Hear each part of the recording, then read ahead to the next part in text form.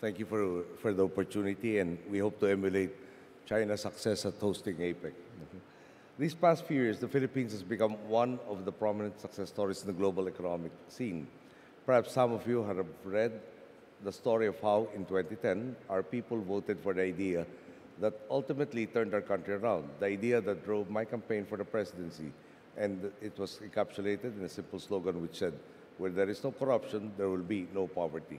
Since our first day in office, we have stayed true to our promise to the people, and we have undertaken reform after reform.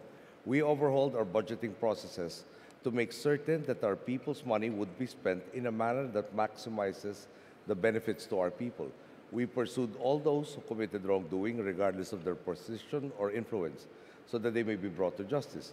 And we fostered a business environment that rewarded hard work and innovation, as opposed to a mere willingness to bend the rules. Over the years, these reforms, among others, have allowed our country to shed the title of Sick Man of Asia. Some have even begun calling us Asia's rising tiger, having seen our improved economic performance. Perhaps I can share with you some of the more prominent economic developments in our country. Our GDP from 2010 to 2013 registered an average growth of 6.3%, which is a stark improvement from 2006 to 2009, when the average was at 4.3%.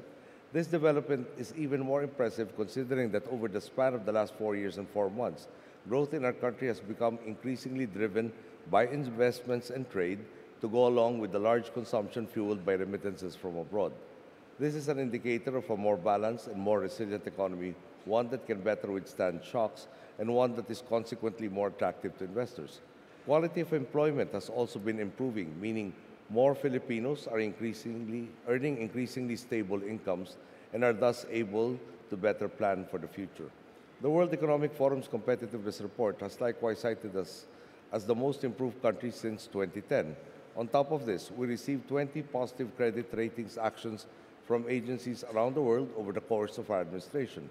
This includes investment grade ratings from the 3 most renowned credit ratings agencies, namely Moody's, Standard & Poor's, and Fitch.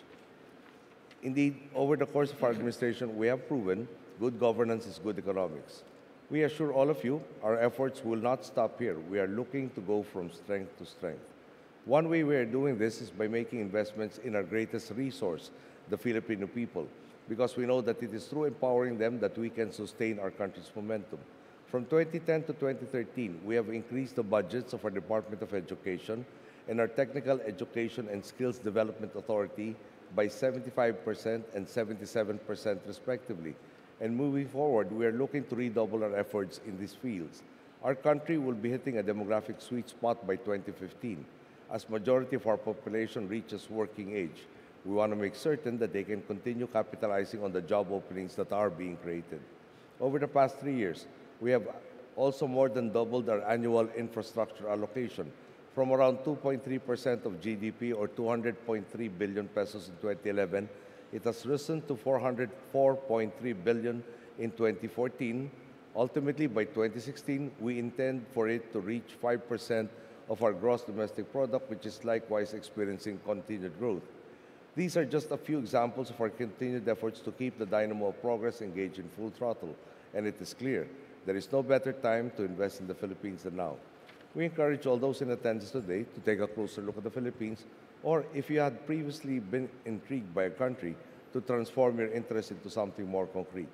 Rest assured, our government will do everything in its power to ensure that the Philippines will remain competitive for many years to come. We are extremely eager to work with all of you and are hopeful that you can eventually invest in our country and become part of the great Philippine turnaround.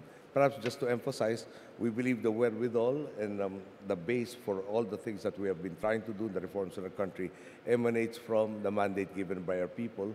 So our focus is also on ensuring that all of our people get the maximum opportunities for them to be able to participate in the growth of the country. The growth has to be inclusive for all. Thank you. All right. Thank you very much.